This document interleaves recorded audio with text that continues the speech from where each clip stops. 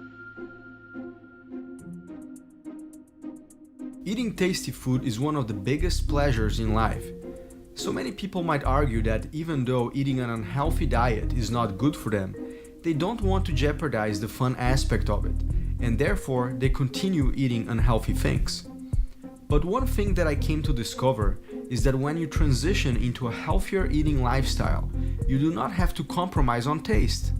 Yes, you will go through a transition period, but once your taste buds and your body's chemistry begins to change, you will start to crave and really enjoy these foods.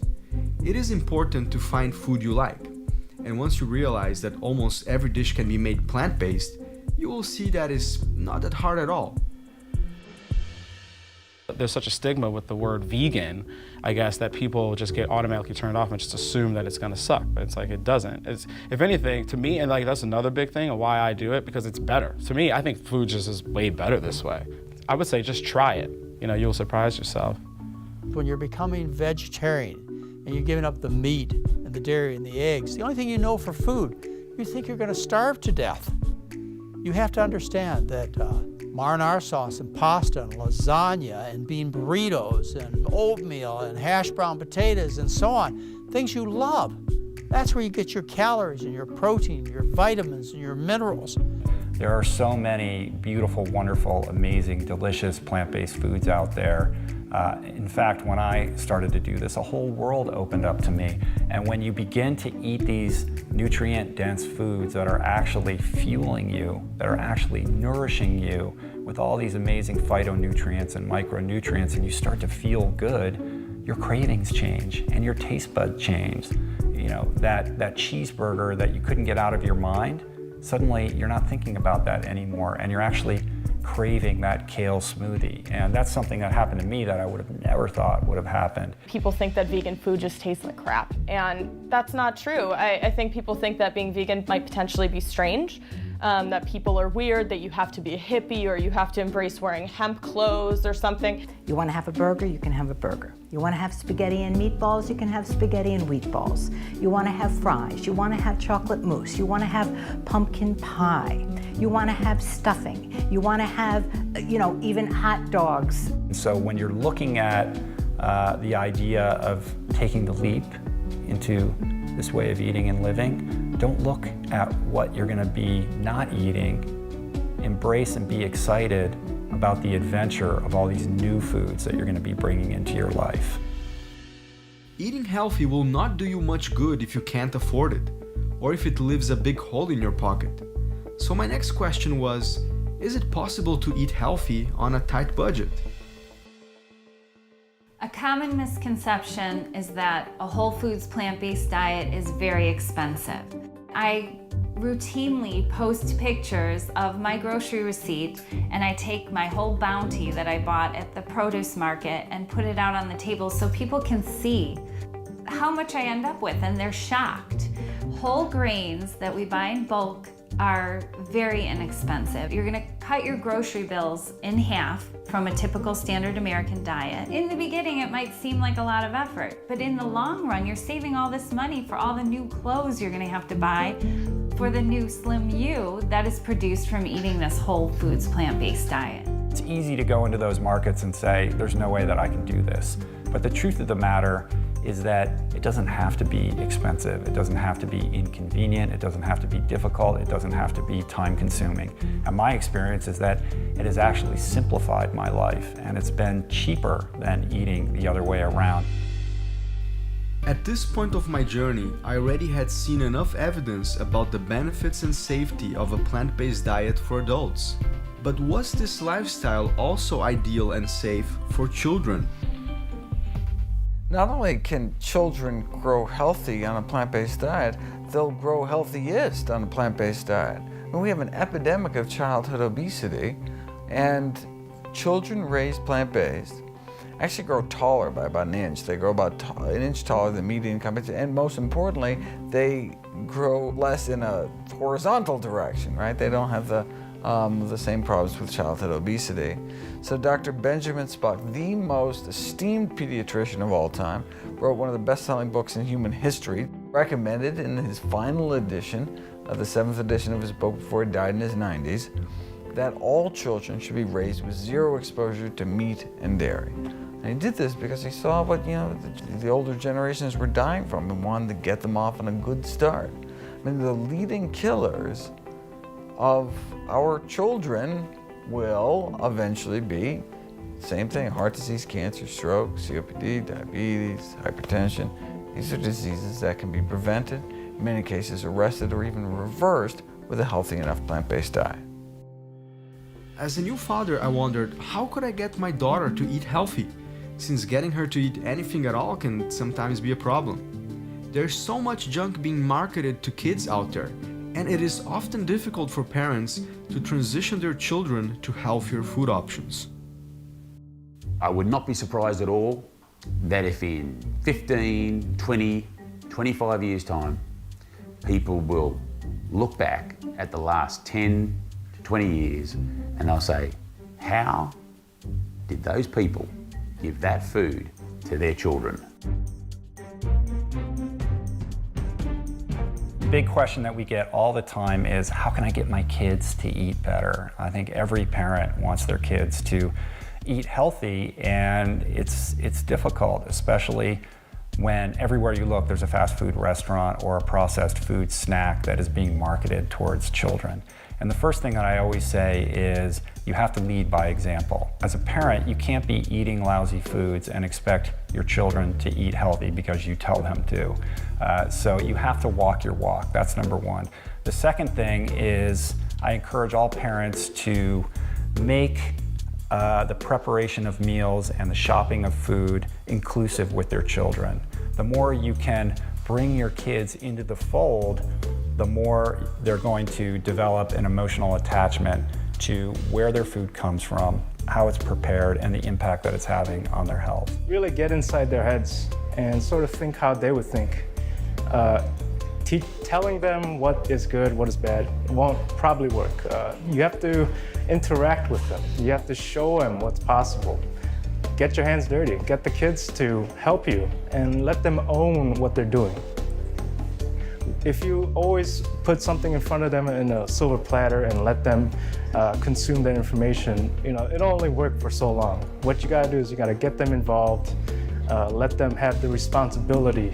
The way I approach it is that I try to make it as fun as possible.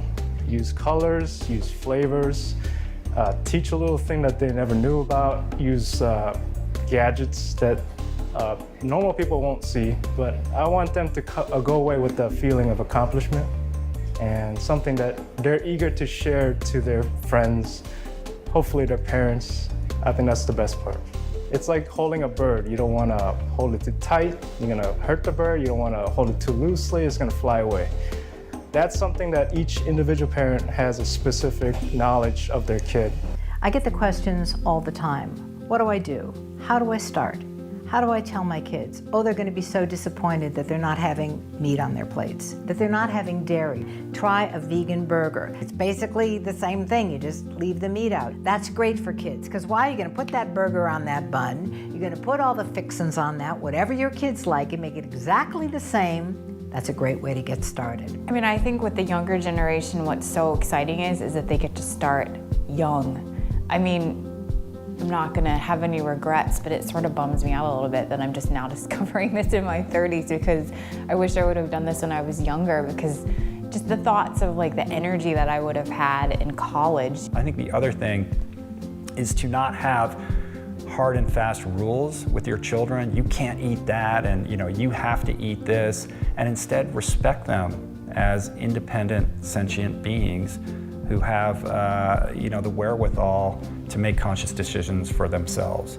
So at our home, we serve plant-based foods all the time. We don't have any animal products here. But when my 10-year-old daughter goes to a birthday party, she's surrounded by chicken McNuggets and birthday cake and all of that. And we don't say to her, you can't eat those foods. We say, have a great time at the birthday party and make the right choice for you. And that doesn't mean that she always makes the right choice.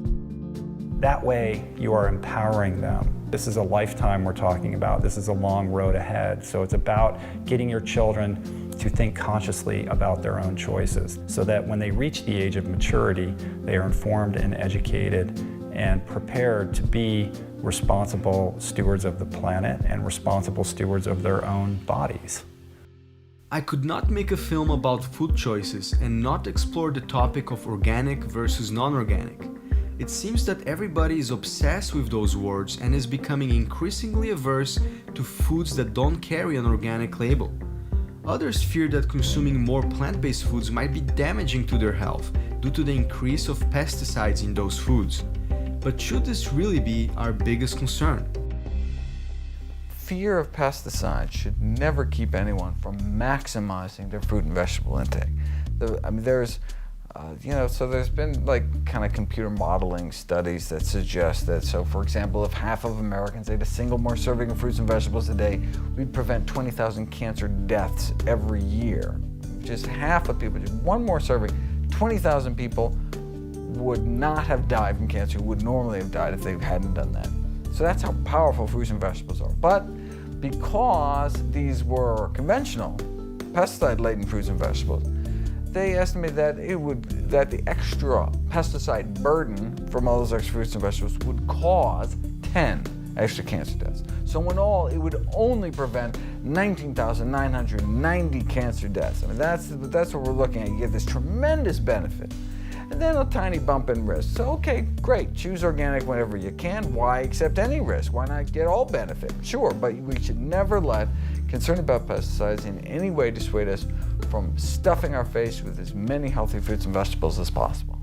If you're eating meat, you're eating commercial meat, and you're worried about switching to plant-based diet and worried about the pesticides on the produce, you're being ridiculous, because you're getting a fraction of the pesticides by eating the vegetable that you can mostly wash it off. Remember, you can soak your vegetables and use a wash to get pesticide residue off. You cannot wash the pesticide off of the hamburger meat you're about to prepare.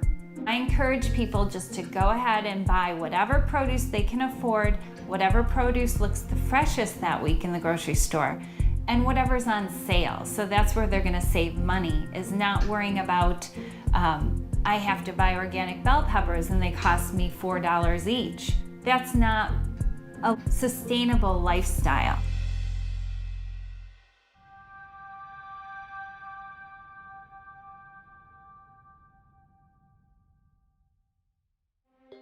Besides the health aspect related to our food choices, I also realized during the production of this film that there was another very important factor that is often overlooked, ignored, or misunderstood: the connection between food choices and the environment. I was really shocked after reading the United Nations report on global warming. After all, it is hard to grasp the idea that the burger or steak on our plates might be contributing to things such as global warming, water scarcity, species extinction, the destruction of the Amazon forest, the depletion of our oceans, and even world hunger. I had a hard time understanding it at first, but once I began digging a little deeper, the connection became clear. Now it's 7 billion people. What we eat determines how the whole planet is used. And what's happening now is that as we run out of land to grow these animals and the food for the animals, we burn down rainforests to acquire more land. And the number one cause of all of that is our food choices.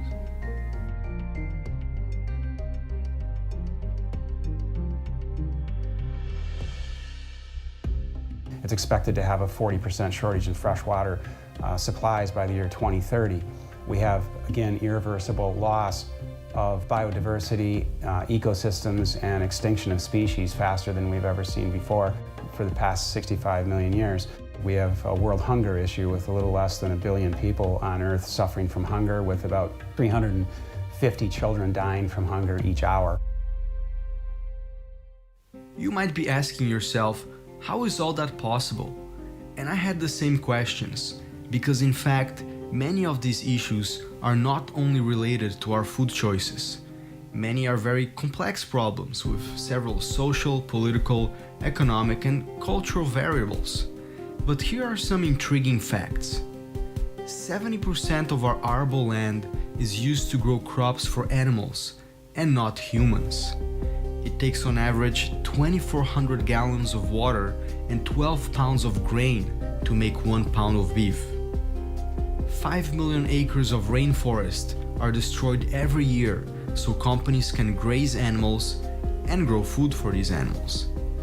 The excrements of 80 billion land animals killed every year for food are not treated and go back into our water basins and our oceans, creating a lot of pollution. And these are just a few examples. So when you consider these facts, it all begins to fall into place. We need to focus more and understand more what the footprint is, the complete life cycle analysis, ecological, environmental, depleting footprint is of that item versus just how close it is to you or whether it's even organic or not. It's much less of a footprint to eat something that was grown 1,500 miles away if it was plant-based than it is to eat a food item that was slaughtered, that was an animal product by your next-door neighbor. And our largest footprint is across all sectors, our food choice specifically as it relates to eating animals. No matter how green or eco-friendly we try to be, the truth is that by nature, we are a very destructive species. Almost everything we do has a negative impact on the environment. So many people often try to minimize their footprint by doing things like switching to more effective light bulbs, taking short showers, bicycling to work, using solar energy, or even buying an electric car. And those are all great things. But the question is, are these actions in fact the easiest and most effective when it comes to helping protect our planet and its resources? If you look at the four major problems, we've got overpopulation, and we're adding about 1 million people every 4 days, net. Then you get to the way we live and the way we consume stuff. All that stuff is coming from finite resources which we are steadily depleting. So those first two factors, the overpopulation and the way we live, are driving the third one, which is our dependence on fossil fuels. Look at the numbers. Since 1950, the line for consumption of fossil fuels have gone steadily up every year, and there's no end in sight. The fourth big driver of all of these environmental issues, particularly global warming, is the way we eat, is our consumption of the meat, dairy, eggs, and fish, and that keeps going up. It requires per calorie over 10 times as much land, 10 times as much water, and 10 times as much energy. And it ranges, but the average is well over 10 times, and that's a big number. Now the good news is we can change what we eat, any individual, overnight. People say, wow, what would happen if everybody changed at once? Well, that's not gonna happen. The bad news is those first three items, overpopulation, overconsumption, and dependence on fossil fuels, each one of those will take decades, if not centuries, to fix. With more and more people embracing the idea of reducing their intake of animal products or adopting some kind of a plant-based diet, it seems that things are moving in the right direction. But are they really? You know, I hear people saying things are getting better. You know, we see people putting solar panels up and more people are eating plant-based and there's vegan restaurants going in down the street. Things are getting better. Well, not really, and not even close. For every individual that's moving in the direction of a plant-based diet, there's 100 people moving in the other direction. We've got to double our food production in the next 40 years to feed the 9 billion that we'll have by 2050. When it comes to global warming, the production of animals for food currently contributes to about 14.5% of the total global warming effect, a contribution larger than the entire global transportation sector combined. Livestock amounts to 53% of nitrous oxide emissions, 44% of methane gas, and 5% of the total carbon dioxide released in our atmosphere.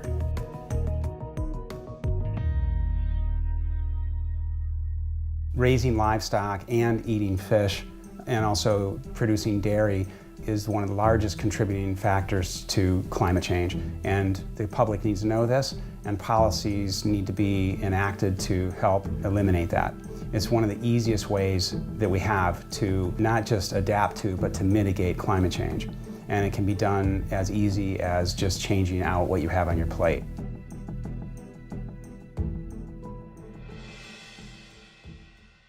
Organic grass-fed beef seems to be the new trend, and the idea sounds really appealing. Cows that live off grass, don't take any antibiotics, and therefore supposedly provide a healthier food source for us when compared to factory-farmed animals. But is there a catch? It's a very large movement today, and I think that what's happening is that there's been a shift because of more and more people being concerned about the humane raising of animals and moving away from factory farms. They're moving toward grass-fed operations or pasture-fed operations. It's a complete fabrication by the meat and dairy industries to continue perpetuating the slaughtering of animals, because even though some animal might be humane raised, they're still not humane killed. And all of the animals that are still placed on your plate have to be slaughtered in some manner. And so there's still a humane issue there. But from an environmental standpoint, in many aspects, raising grass-fed beef is less sustainable than factory-fed animals.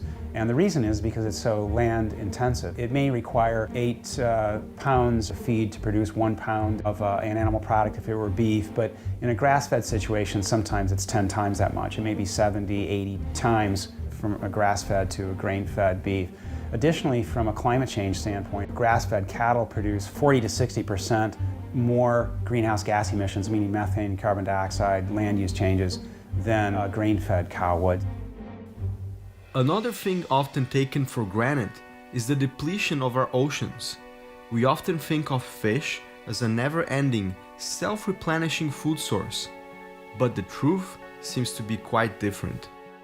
Over 90% of all the big fish in the oceans are already gone. 80% of commercial fisheries are overexploited or depleted.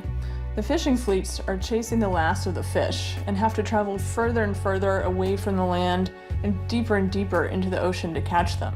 I've seen illegal fishing in Antarctica, and that's as far away from land as you can get. When someone sits down at a table to eat fish or seafood on their plate, what they're really doing is they're eating a target fish that's becoming depleted and to the point of near extinction. But they're also eating baggage comes with it, and typically it requires about 5 to 20 times more other seafood as bykill. And bykill is the term that relates to all those other sea life living in the ocean that are killed in the process of trying to get that target fish to your plate. Whether it's with purse seine type of fishing method or long line or bottom trawling or middle trawling, our oceans are expected to be completely devoid of all fish that we recognize commercially today by the year 2048. The oceans are dying and nobody wants to know about it. And if the oceans die, we die. It's as simple as that. And if you start destroying them, you're basically killing off the crew, and the life support system's going to collapse, and there won't be any air to breathe, and there won't be any food to eat, and the climate will be out of control, and not a good thing. So we have to humble ourselves and recognize that we need this diversity. We need these creatures. We need this interdependence. And if we don't see that, then our chances of survival are quite slim. My big concern is not that we're going to wipe ourselves out of sheer ecological stupidity, but that we're going to take so much with us. So much confusion and so much debate that it just boggles my mind that we can't think like third graders and say, why not just address the #1 cause here? You know, we got 10 holes in the boat. The boat's sinking. Which hole do we go first? Go to the big hole. Fill that big hole first. I mean, so often we're looking at just what we would like to eat because it satisfies our taste preferences. Well, we're at a point in time, in order to save humanity, essentially, save our species, which is not an overstatement at all, we need to start looking outside of self and start looking at how our choices are fully affecting those around us, those species that we share this planet with, and especially future generations.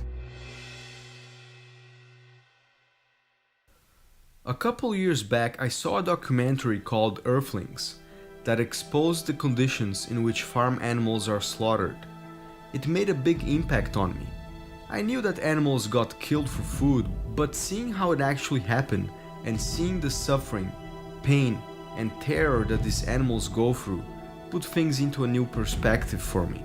I was already eating mostly plant-based foods at a time, But after seeing those images, I decided I could not contribute to the killing of innocent animals any longer. So I became a 100% plant eater. I was not in a position to judge anybody. After all, I ate animals for over 30 years of my life. But I wanted to understand how come in this day and age such a massive genocide was allowed, and how come us, the general population, government, and corporations allowed for this to happen.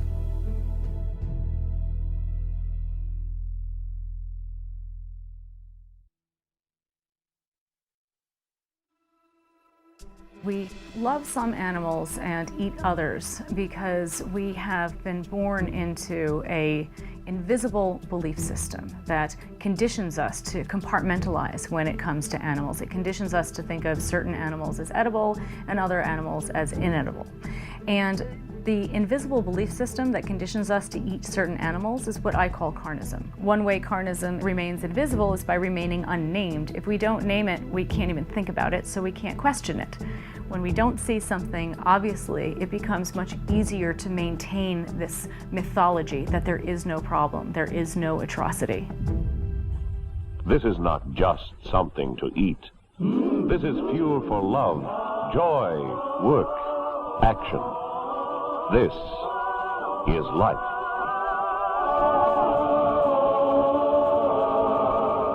You think they're just animals? They have intelligence, they have language, signal, they have love. So when they're about to face death in a death chamber, they fear and they sad and they anger. You know, everybody talks about the Holocaust. What about the Holocaust we're creating for the animals? Every year we're killing billions and billions of animals. And you want peace on Earth? Peace on Earth is for all living entities, not just humans. People just got locked up in Utah for photographing a CAFO, a concentrated animal feeding operation. These people are keeping the people ignorant and sick to make money. And if the truth gets out, if people know where their food came from or where their food, how their food was produced, they wouldn't eat that shit. When you start to threaten the dominant paradigm of society, you're going to become a force to be reckoned with, and they'll do everything they can to destroy you. And that's exactly that's happening now.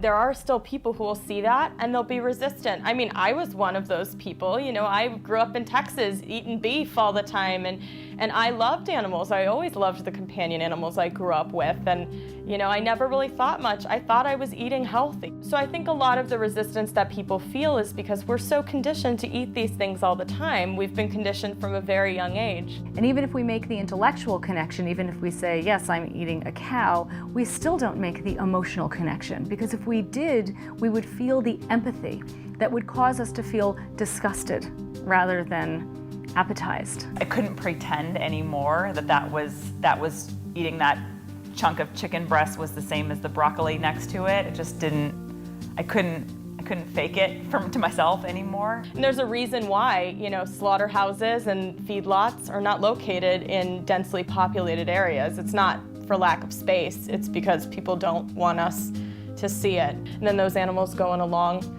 journey to the slaughterhouse at night usually. So we don't see a lot of that, and that's by design. Who's to say which animals are to be tortured and killed? We've decided in America, in our part of the world, cows and pigs and lambs are to be eaten, but in some parts of the world they eat dogs and cats. In some parts of the world they eat snakes and monkeys. Yes, it's true that people have eaten animals for thousands of years.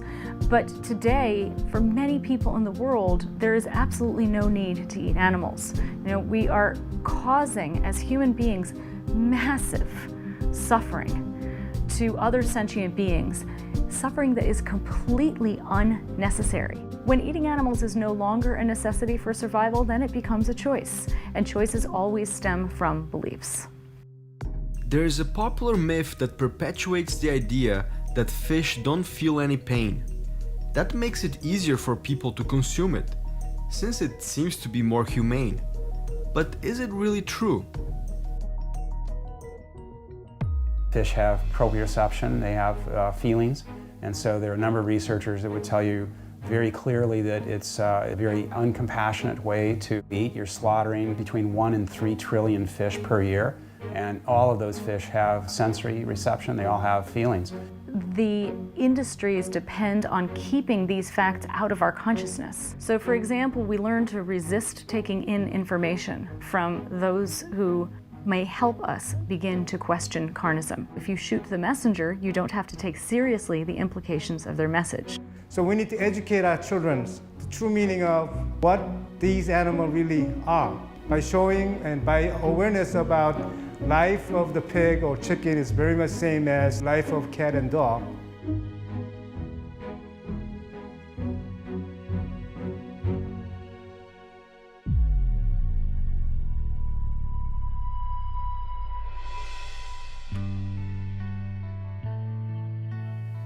Our time on this planet is very short, and change can sometimes be difficult and slow. But by taking the right steps, we can point ourselves into a better direction. As for myself, this was the most exciting journey I ever took, and I look forward to continue living a healthy plant-based lifestyle with my family, and to keep empowering others with this information. It's so important for us to take care of ourselves for our own human health standpoint, but it really won't matter how healthy we are if our planet isn't healthy. Do you know what's unique about us? We are the only species out of the millions that does not live in harmony with nature. At least it's good to educate yourself and be aware, and then you can make the decision from there, because ultimately it's your choice to make. You know, it's not like, hey, if you're the worst person if you don't do this. No, it's not like that. But at least educate yourself, find out, so at least you just know, and then you can make the choices on your own. I don't believe there's an evil cabal of doctors and government people. I believe there's a system in place, and the world is so asleep, and they've forgotten intuitively that people just follow the system without thinking, without questioning, and it's because they're asleep. It's not because they're stupid. It's not because they're not motivated. I mean, it's really insanity when you think about it, that we are sitting here in the modern day and we've got to talk about eating fruits and vegetables. You go back in any time in history past, say, the last 100, 200 years, and it was just like everyone was doing it. If you want to be a responsible steward of our precious planet and its dwindling resources, eating a plant-based diet really is the only solution. And by voting with your dollar and eating a plant-based diet, you are saying no to animal agriculture and all the devastation, all the havoc that it's wreaking on our planet. I think that every human being wants to do good. I think that every human being in their core wants to do what's right. And I think that if we look at it and we say, you know what is it that I can do today to make the environment better, to make my health better, and to have compassion for animals, for our fellow creatures? What is it that I can do today? I can start on the path to a plant-based diet.